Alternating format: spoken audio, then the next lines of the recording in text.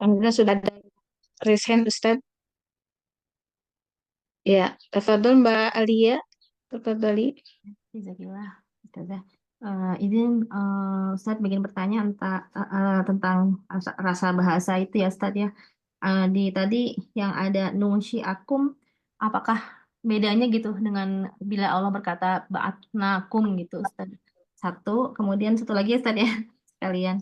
Eh, Juga yang terakhir tadi yang Nasy'atal ula ya. Saya pas kalau baca itu Nasy'atal ula saya membayangkan apakah itu penciptaan manusia yang awal gitu yang dari Nabi Adam gitu ya Ustadz ataukah proses kelahiran gitu. Karena kalau dilihat dari lanjutannya itu kan dibandingkan dengan tanaman ya Ustadz ya. Eh, Maksudnya yang seperti tadi Ustadz sudah jelaskan gitu mudah untuk menyusun kembali dari yang sudah ada gitu dibanding dari menciptakan dari nol gitu ya Ustadz. Mohon penjelasannya dari dua hal itu Ustadz. Jazakallah khair. Iya, memang Al-Quran dalam menjelaskan penciptaan manusia ada ja'ala, ada khalaqa, ada insya'a, ada zara'a, ya. Secara umum memang artinya sama. Tapi ya tadi kalau nanti bertanya tentang bahasa tentu ya, ada penekanan, ada kekhasan sendiri daripada kata nasy'ah. Ya. Huwallazi ansha'akum. Ya. Ya, namanya ansha'akum, penciptaan Allah yang mengingatkan manusia tentang tahapan-tahapan. Ya. Mulai bayi, dari bayi jadi balita, terus ya jadi anak-anak, jadi dewasa. Itu yang bisa dengan ansha'akum. Ya.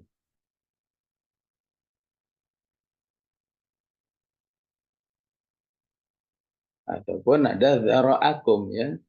Kum, ciptaan manusia yang lebih menunjukkan ya, adanya berkembang ya, ya dari suami istri lahir anak, anaknya kemudian pada nikah, lahir cucu. Ya, jadi satu orang ya, ada yang sudah cucunya 20, cucunya 10, daroa, ya, berkembang biak. Ya. Begitu juga yang lain. Iya, secara umum ya seperti yang dikatakan Al-Imam At-Tabari, Nasy'atal ula itu memang bahasanya fleksibel. Mau dipahami dari Nabi Adam itu memungkinkan. Itu dijelaskan dalam kitab tafsir. Mau dipahami nasy'atal ula itu seperti yang ada di surat Al-Insan itu juga mungkin. Al-Insan dikatakan al-ata 'alal insan hinum minad dahri lam yakun syai'an madhkura. Ya. Kalau Anda lahir tahun 80, 69 di mana? Kok 69? 79 ya, 79 enggak ada, 78 lebih enggak ada. 70 lebih enggak ada lagi. Begitu 80 lahir. Maka saat itu disebut nasy'atal ula. Ya. Tiba-tiba ada. Dulu enggak ada. Orang tuanya sendiri aja enggak pernah nyangka. Oh, akhirnya saya punya anak kayak begini, enggak pernah nyangka. Ya. Karena itu memang nasy'atal ula. Ya. Itu nasy'atal ula yang terdekat dengan manusia. Kalau mau dipahami dari sejak Adam, dulu Adam kan nggak ada, kemudian ada, itu juga nasy'atal ula. Nasy'atal ula, jarak jauh. Maka siapa yang memahami seperti itu juga benar juga ya. Ya. Sehingga dia meyakini saya ada karena ada orang tua ada karena ada kakek nenek ada karena ada kakeknya, orang tuanya lagi terus sampai ke Adam juga. Baik, Allah a'lam. Ya, Jazakallah khair Ustaz atas ya, jawabannya. ya Ada silakan. lagi pertanyaan lagi Ustaz? di chat saya bacakan ya Ustadz ya. Iya. Izin bertanya Ustadz, bagaimana menjelaskan ke orang yang punya pemikiran bahwa mati sebagai muslim dan sebagai kafir adalah sudah ditentukan oleh Allah. Begitu juga dengan kaya dan dia tidak melihat bahwa hidup berproses itu Ustaz, pertanyaannya. Ya, kalau soal menjelaskan bebas, ya. Yang penting nanti sudah menjelaskan ini begini begini begini, atau dengan cara lain. Jadi harus dibedakan ya antara penjelasan dan penerimaan. Ini dua hal yang berbeda. Jadi jangan pernah berpikir sebuah penjelasan atau sebuah dakwah itu pasti sama dengan penerimaan, sama dengan pemahaman. Ya. Jadi penerimaan pemahaman itu potensinya ada dari diri manusia sendiri. Ya. Ketika manusia itu menerimanya dengan penuh harap, ya, dengan penuh rasa butuh, saya memang butuh ini penjelasan begini, ya gampang. Ya. Tapi kalau dari awal, ngapain sih kamu ini ngomong begini, jelasin begini, ya gimana susah. Ya. Memang dia nggak butuh, memang dari awal nggak mau, dari awalnya nggak suka sama yang penjelasnya misalnya, ya nggak bisa. Tapi sebagai penjelas atau istilahnya sebagai dai, sebagai orang yang ngajak, ya nggak boleh terikat oleh kondisi manusia itu. Kelas Rasulullah aja diingatkan, wa ma'alaika illa. Tugasnya yang jelasin. Diterima atau tidak oleh orang itu bukan urusan. Kalau diterima bukan berarti kamu pintar ngomong. Kalau tidak terima berarti kamu tidak pintar jelasin. Karena ini dua hal berbeda antara amal soleh menjelaskan atau kewajiban menjelaskan dengan penerimaan dari manusia. Ya. Karena bisa jadi manusianya itu sudah paham terhadap penjelasanmu, ya. Cuma dia memang nggak suka dengan yang menjelaskan, atau nggak suka dengan materi seperti itu, atau dia sudah punya, ya, sudah punya pemahaman sebelumnya. Dia nggak mau pemahamannya ini dirusak oleh penjelasan baru. Itu yang disebut dengan fa'in la yukadzibunak. Mereka itu bukannya berarti nggak percaya dengan penjelasan Muhammad. Walakin al-zalimina bi ayatillahi yajhadun. Memang mentalnya mental nggak suka sama Islam dan yang terkait dengan Islam. Nggak suka dengan Islam, nggak suka dengan Rasulullah, nggak suka dengan pengikut-pengikut Rasulullah. Ya. Nah, ini harus dipahami apa yang ada di surat Al-An'am ini ya. La yukadzibunak walakinna zalimina bi ayatillahi yajhadun. Ketika penjelasan kita itu tidak bersambut, maka jangan baper terhadap apa yang sudah kita lakukan. Ya. Sudah dilakukan, sudah ada pahala insya Allah. Kalau itu kepada orang yang wajib diajarkan, ya, berarti manusia sudah melaksanakan tugasnya. Adapun nggak diterima, ya, kembalikan lagi kepada Allah. Khusus dengan doa. Ya Allah, bukalah hati orang ini, ya, agar bisa menerima penjelasan-penjelasan. Ya. Allah. Jazakallah khair Ustaz. Masih ada satu lagi, masih bisa Ustaz. Ya bisa.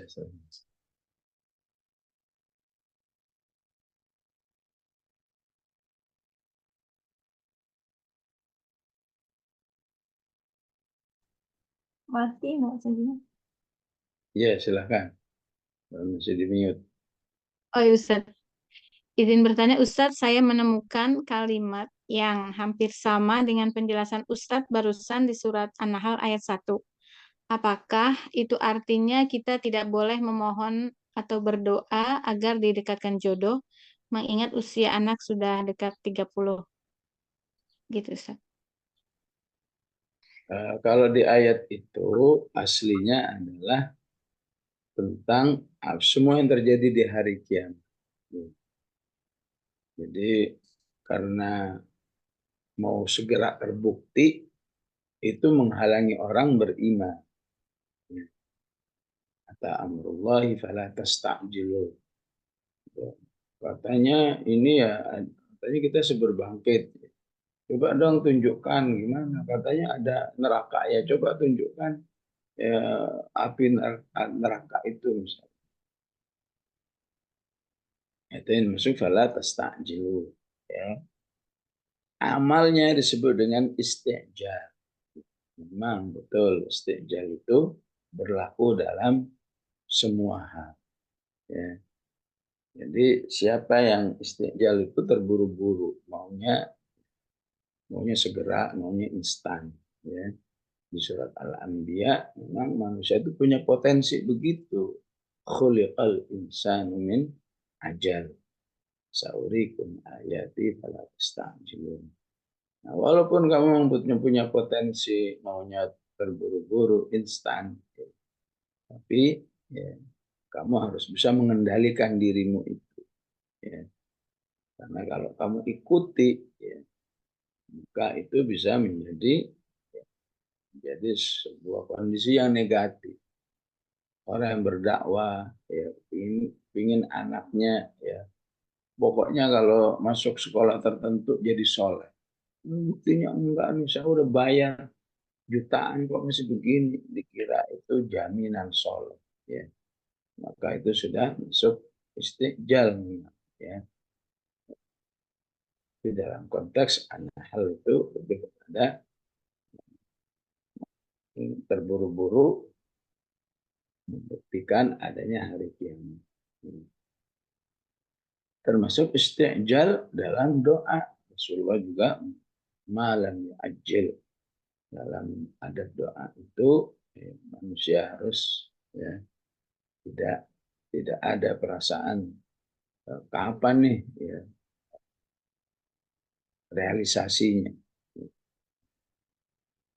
Sehingga kata Umar radhiyallahu an, aku sudah diuntungkan oleh Allah ketika aku sudah mau berdoa.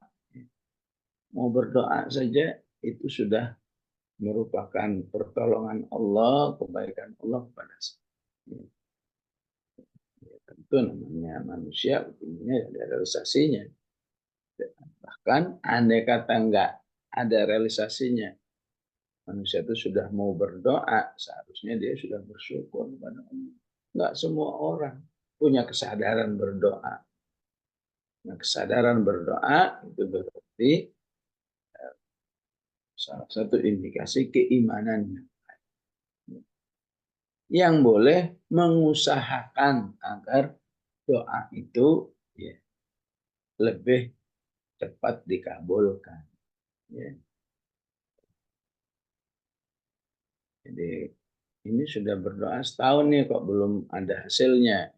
Oh, coba cari usaha lain. Mungkin yang kurang adalah frekuensinya. Kemarin doanya mungkin seminggu sekali. Sekarang doanya tiap waktu berdoa. Ya.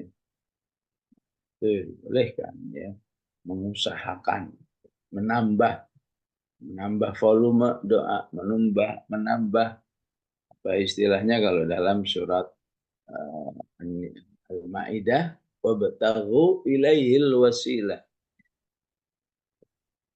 Mungkin saya harus puasa, jadi puasa itu doanya insya Allah lebih mudah diterima. Salah satu la turad, 3 doa manusia yang tidak ditolak. Salah satunya doa musafir, doa orang berpergian. Ya. Oh mungkin sebelum doa saya harus baca istighfar sekali, 500 kali. Itu termasuk wasilah yang dilegalkan, direkomendasikan. Oh sebelum berdoa saya akan membaca sholawat kepada Rasulullah 100 kali, 200 kali. Apa saja. Ya. Oh mumpung saya ini lagi umroh, ya. Doa depan Multazam, doa depan Ka'bah, doa di Raudhah, doa di Madinah. Selama perjalanan berdoa terus. Ya. insya Allah. Ya. Belum ada hasilnya juga, yakinlah. Ya. Allah akan memberi alternatif yang lebih baik. Maka ketika manusia bisa berpikir seperti ini, berkeyakinan seperti ini, maka sungguhnya dia dalam sebuah keimanan yang lebih istimewa, yaitu keimanan husnudzan kepada Allah. Kata Ibnu Mas'ud, kalau saja saya ditanya oleh Allah, "Fama dhannukum bi rabbil alamin?" Di surat Shafat ada ayat bunyi seperti itu ya. Memang dugaanmu terhadap Allah itu apa? Fama dhannukum bi rabbil alamin. Dugaanku apapun yang ditakdirkan oleh Allah pasti saya yakini itu sebuah kebaikan. Ya. Siapa yang bisa seperti itu sudah dalam keimanan yang pasti diridhai oleh Allah atau istimewa di sisi Allah. Dan Nabi Yakub ditampilkan oleh Allah dalam satu surat khusus yang agak panjang.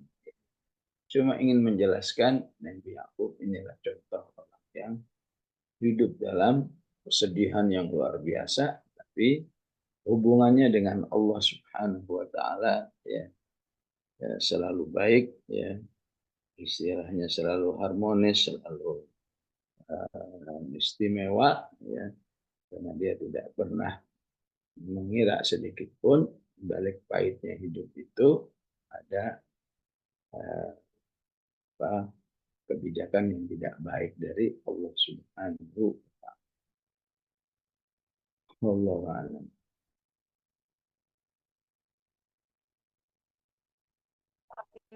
Alamin, jazakallah khair Ustaz, pertanyaan dari teman-teman untuk menambah keberkahan. Mungkin bisa ditutup dengan Ustaz. Silakan Ustaz. Bismillahirrahmanirrahim. Alhamdulillahirabbil alamin.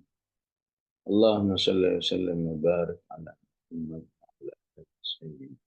Muhammad rabbana innana sami'na munadiyan yunadi lil iman an aminu bi rabbikum fa rabbana faghfir lana dhunubana wa kaffir 'anna sayyi'atina wa tawaffana ma'al abrar. Rabbana wa atina ma wa'adtana على رسلك ولا تخزنا يوم القيامة إنك لا تخلف الميعاد. ربنا لا تزغ قلوبنا بعد إذ هديتنا وهب لنا من لدنك رحمة إنك أنت الوهاب. ربنا هب لنا من أزواجنا وذرياتنا قرة أعين واجعلنا للمتقين إماما. ربنا ظلمنا أنفسنا ظلما كثيرا واغفر لنا مغفرة من عندك وارحمنا إنك أنت الغفور الرحيم. صلى الله على سيدنا محمد وعلى آله وصحبه وسلم والحمد لله رب العالمين. السلام عليكم ورحمة الله وبركاته.